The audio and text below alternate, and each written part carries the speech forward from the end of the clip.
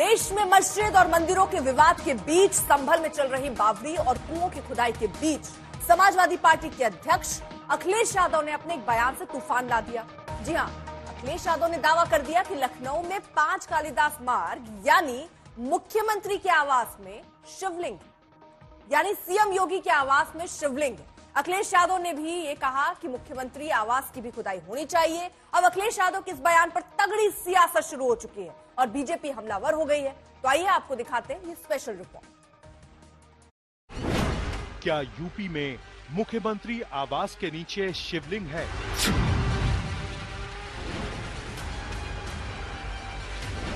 अखिलेश यादव ने क्यों किया सीएम हाउस के नीचे शिवलिंग का दावा?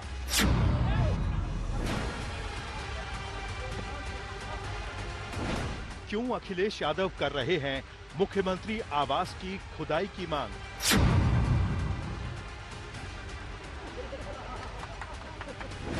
यूपी के सीएम हाउस में शिवलिंग होने की बात कैसे और क्यों निकली?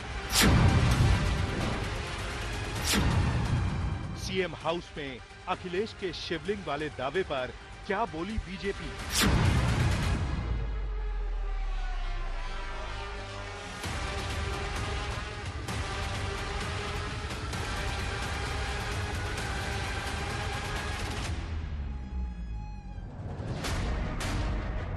संभल की शाही जामा मस्जिद में हरिहर नाथ मंदिर होने का दावा किया गया।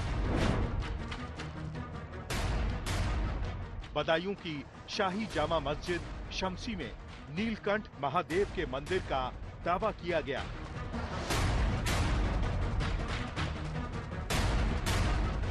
राजस्थान में अजमेर शरीफ दरगाह के नीचे शिव मंदिर का दावा किया गया। वाराणसी की ज्ञानवापी मस्जिद में शिवलिंग होने का विवाद चल रहा है। फतेहपुर सीकरी में सलीम चिश्ती की दरगाह में मंदिर का दावा किया गया। यूपी में जौनपुर की अटाला मस्जिद में मंदिर का दावा किया गया। लखनऊ की टीले वाली मस्जिद में टीलेश्वर महादेव के मंदिर का दावा किया गया।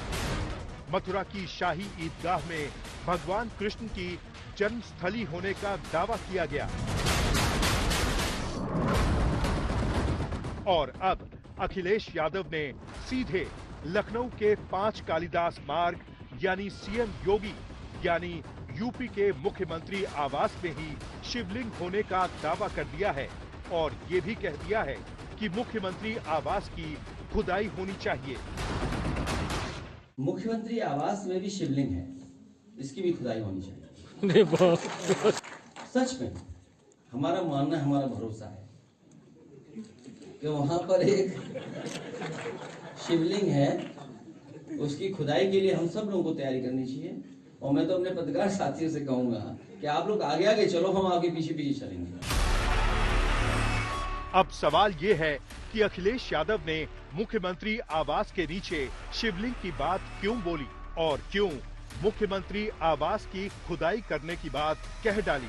तो आपको बता दें कि जब से संभल में शाही जामा मस्जिद के सर्वे के बाद हिंसा भड़की और हिंसा के लिए यूपी पुलिस पर उठती उंगलियों के बीच सियासत भड़की है और जिस तरह से संभल से समाजवादी पार्टी के सांसद जियाउर रहमान बर्ग के घर से कुछ दूरी पर मंदिर मिला है, तभी से संभल में जगह जगह खुदाई चल रही है और इस खुदाई में कहीं कुएं तो कहीं बावड़ी निकल पड़ी है।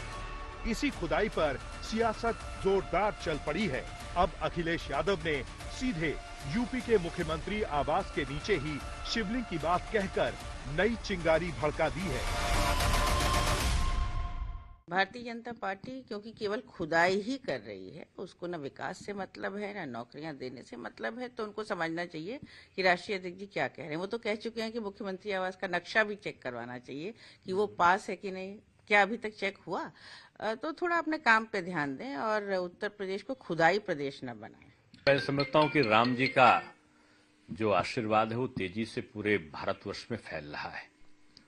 कस्तूरी कुंडल बसे मृग ढूंढत वर्माए, ऐसे घटघट राम है दुनिया देखत नाए। हर कण में राम है, हर कण में शिव है। कुछ को दिखते हैं, कुछ को नहीं दिखते। अब जब विपक्ष के लोग मुख्यमंत्री थे, उनको नहीं दिखा।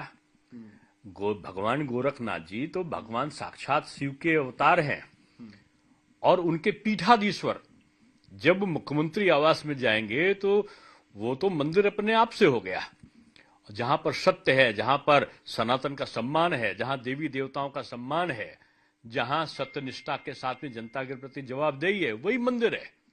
और शिव के आराधक साक्षात पीठाधीश्वर महाराज श्री योगी आदित्यनाथ जी जहां पर विराजित हैं, तो वो मंदिर तो है ही है।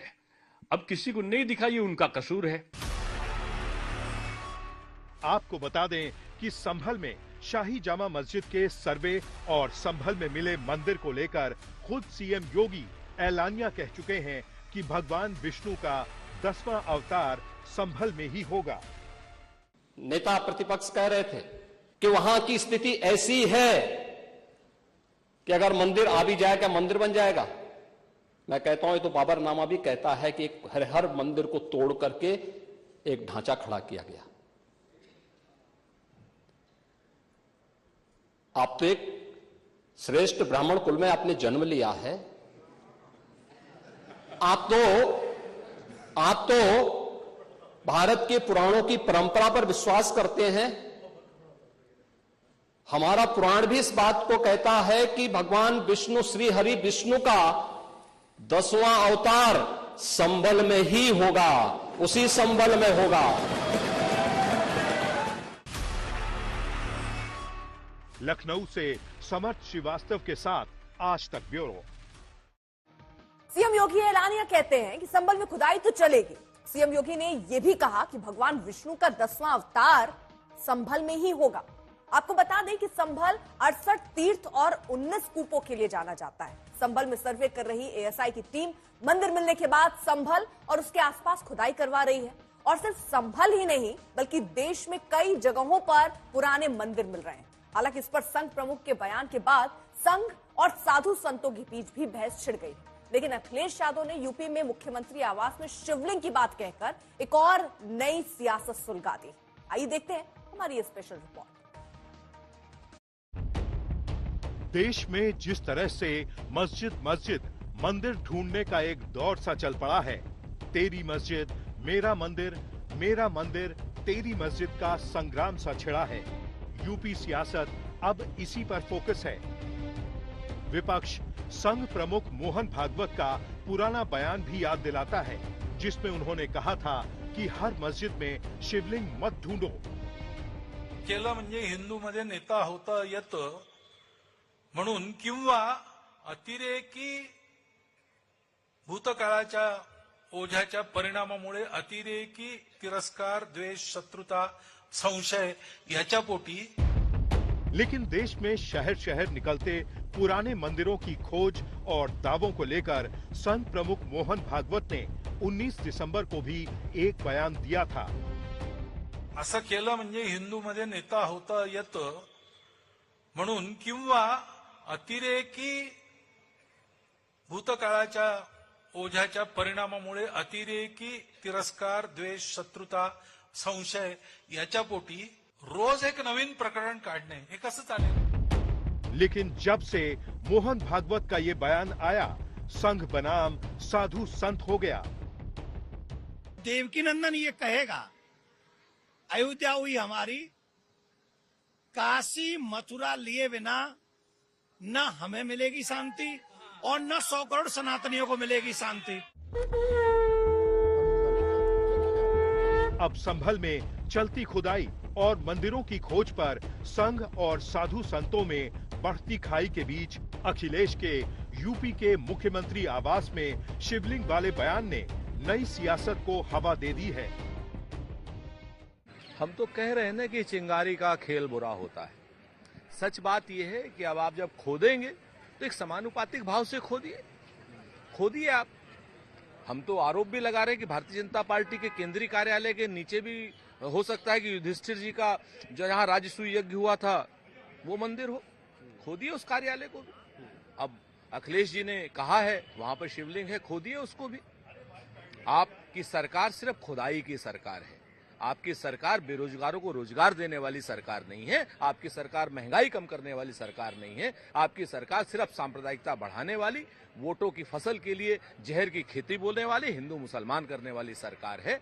और अगर अब आप खोदना ही चाहते हैं, आंजनेय को बुलाइए ना, बुलाइए क्या नाम वो संभल के डीएम को, यहां पर भी खुदाई करे और यहां पर भी संरक्षित करे। और क्या मुख्यमंत्री कार्यक्रम के आवास के अंदर भी एक पुलिस चौकी खोल दे।